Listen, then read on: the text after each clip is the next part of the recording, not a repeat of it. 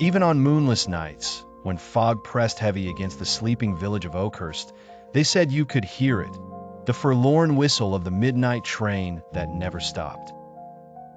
Alice had never believed in ghost stories. At 17, she walked the edge between cynicism and curiosity. Her grandmother, rigid and wary, never let her near the old rail line, but tonight, Alice needed answers. She stole out beneath an ink-black sky, guided by the thin, mournful cry that didn't belong in this century. The air smelt sharp and metallic, and the hiss of wind through brush sounded uncannily like whispers. Oakhurst train station was a relic, lost among brambles and shadows. The clock above the gate, eternally frozen at midnight, watched like a blind eye. Alice waited. Her phone showed 12 minutes to midnight. The platform, layered in dust, seemed to shift under her steps. The whistle came again, louder now.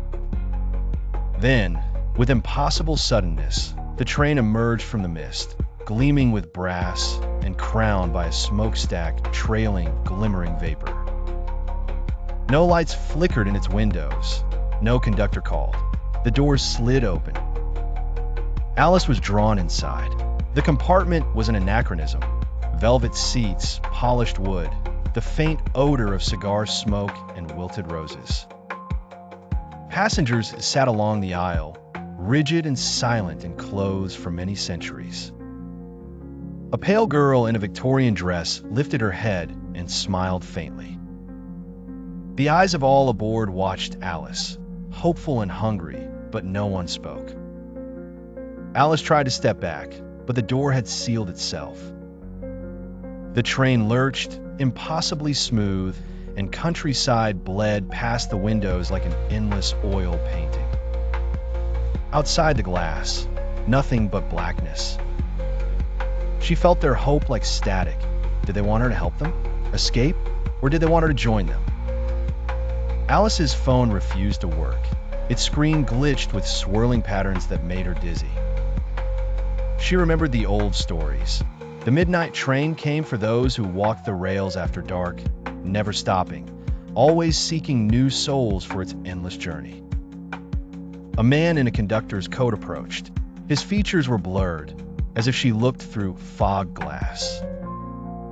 "It's rare to have the living aboard," he said. His voice throbbed with the echo of countless years. "You have a choice, Alice.